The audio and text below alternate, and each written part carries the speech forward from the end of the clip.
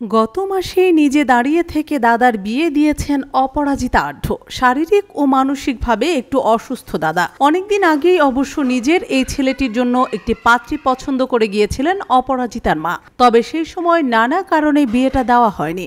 এরপর মায়ের মৃত্যুর পর সেই অধরা স্বপ্ন পূরণ করেন তিনি। বিয়ের পর ঘরোয়া বৌভাত হলেও ধুমধাম করে রিসেপশন পার্টিটা বাকি রয়ে গিয়েছিল, যা হলো শুক্রবারে। একেবারে মেকআপ আর্টিস্ট এসে এদিন সাজায় কনে রানী দিদিকে। থুরি তিনি তো এখন অপরাজিতার বৌদি। গোলাপি পোশাকে রং মিলান্তি করেছিলেন বরকনে। যে ছবি শেয়ার করে অভিনেত্রী লেখেন, আমার মা বলতেন যার শেষ ভালো তার সব ভালো। খুব ভালো থেকো তোমরা, নতুন জীবন আনন্দময় হোক।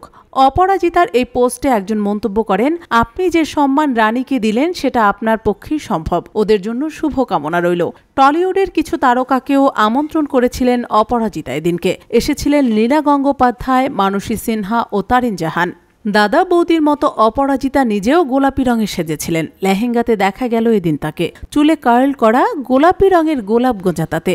অভিনেত্রীর রানী বৌদি পরেছিলেন গোলাপি রঙের বেনারসি, আর দাদার গায়ে ছিল সুতোর কাজ করা গোলাপি রঙের সিল্কের পাঞ্জাবি। এদিকে ট্রোলের মুখ বন্ধ করা গেল না এরপরেও। একজন অপরাজিতার সাজ দেখে মন্তব্য করলেন, পরি পাগলি বাস্তবে, তবে ছেড়ে কথা বললেন না অন্যরা। কমেন্টের জবাবে একজন লেখেন, হাসি খুশি থাকাকে যদি পাগল বলে তাহলে আপনি মস্ত পাগল। আরেকজন লেখেন, কেন এভাবে সকলকে নিয়ে মশকরা করেন আপনারা? ওর মা ওর হাতে একটা দায়িত্ব দিয়ে গেছে, সেটাই পরিপূর্ণ করেছে মেয়েটা। এখানেও সমালোচনা। এত ছোট মন বর্তমান সমাজকে দিন দিন খারাপ করছে। এই কারণে মহিলা আর শিশুদের নিরাপত্তা নেই পৃথিবীতে। এদিকে এত বয়সে এসে দাদাকে নিয়ে ট্রোল করা নিয়ে খেপে গিয়ে লাইভে এসে অপরাজিতা কয়েকদিন আগে বলেছিলেন, আমার দাদার শারীরিক ও মানসিক প্রতিবন্ধকতা আছে, সেটার সঙ্গে উনি লড়াই করেন, অনেক ওষুধ চলে, উনি সরল সাদা সিধে মানুষ। এলাকায় অনেক মানুষ ওকে হাসির পাত্র বানানোর চেষ্টা করে, ওর কিচ্ছু হবে না এইসব বলে।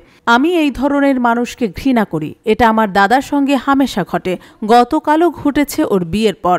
এটা অত্যন্ত কদর্য মনের পরিচয় দেয়। কারোর ভালোতে যদি আপনি খুশি না হন তাহলে আপনি ঘৃণ্য মনের পরিচয় দিয়েছেন। তারা সুদূরে থাকেন না, আমাদের মাঝখানেই থাকেন।